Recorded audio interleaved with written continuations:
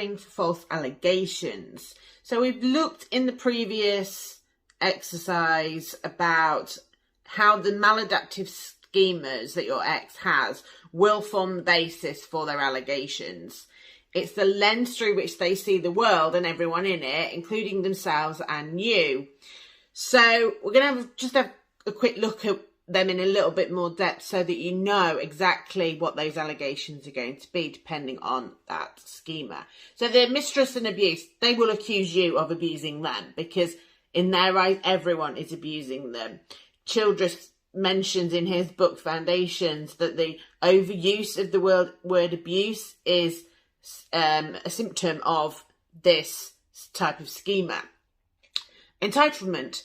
They'll accuse you of taking something which you're not entitled to, in their opinion. And that might be money, house, or the kids. Insufficient self-control.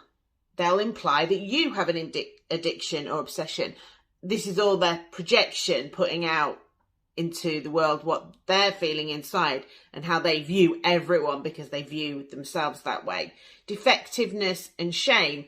They will make horrendous allegations against you personally and your personality. So it could be rape, child abuse, might try and destroy your work career. Those will be some horrendous allegations. Emotional deprivation, they'll accuse you of being emotionally abusive or neglectful to them and the children.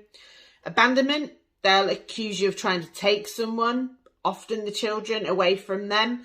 And this will be a pattern in their lives. You'll be able to see that everyone leaves me, shows up a lot. Social isolation, they will attempt to isolate you from everyone through smear campaigns, allegations, and using the child, psychologically abusing the child. And unrelenting standards, they'll criticise everything about you. Nothing you've done has ever been good enough. Even those basic needs, so they'll say that you never cooked, the house was a mess, you didn't provide for them. Those will be those sort of allegations. Now, you can't stop the allegations from coming because this is their mentality. They don't know how else to see the world. But what you can do is have your evidence ready to counter it. So the allegation is made and you have proof that they're lying straight away. It allows no momentum to go because how they win with these allegations is they halt the process.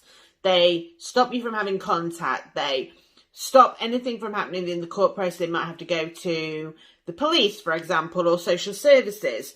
So if you're able to straight away, knowing what's going to come, go, well, I have evidence to refute that right here, right now, then the judge can say, right, okay, we don't need to investigate that. We've seen the proof. And it throws them, that's the most important thing, because they like the idea of that emotional punch for it to be on you. But when you know that an allegation is coming and you've got a rough idea what is going to be concerning, you won't react.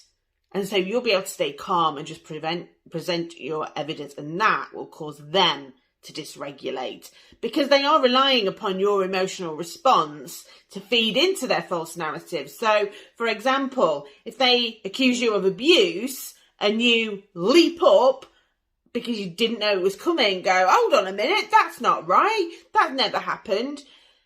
They are relying on other people to see that and go, okay, that was a bit of a aggressive reaction, even though it's a very normal reaction, given that backdrop that's been created. So when you're able to get to just take a breath and say, okay, well, on the occasion that they've accused me of doing this, I have evidence here that shows I was actually doing that.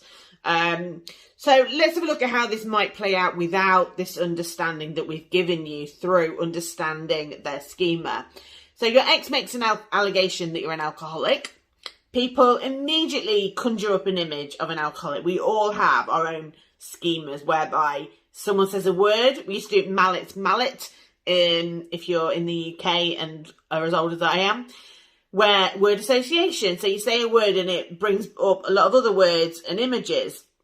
So people immediately conjure that up, and it's maybe sort of has the shakes, slurs their words, etc. You, totally taken by their lies, go to defend yourself, but your voice breaks because you're nervous and anxious and you can't quite believe it. You know, you get that real dry throat feeling and you trip over your words. Against that backdrop, people might raise the question, is it alcohol related that caused you to trip over your words? And then you've got hoops to jump through to try and prove that it wasn't. You were just nervous and reacting.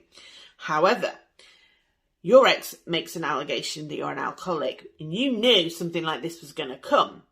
So even though people are conjuring up that image of what an alcoholic might look like, you are able to calmly and confidently say, I've brought with me my GP's report stating that I am clear of any toxins in my system or any long-term alcohol abuse. Your ex will scream something back at you, either another allegation or something equally horrible, and their instability is witnessed. So straight off the bat, people are questioning your ex's version, and you have your first piece of evidence of their lies into your portfolio. So the final step is to use all of that knowledge to ask for a fact-finding hearing if numerous allegations are made, and then provisions to be made to exclude any further allegations. So if you have to go through a fact-finding and it's found that there's maybe 1 out of 16 or none that are found to be true of those allegations, you need to be saying no more allegations. If further allegations are made, this will happen, because otherwise the game will continue.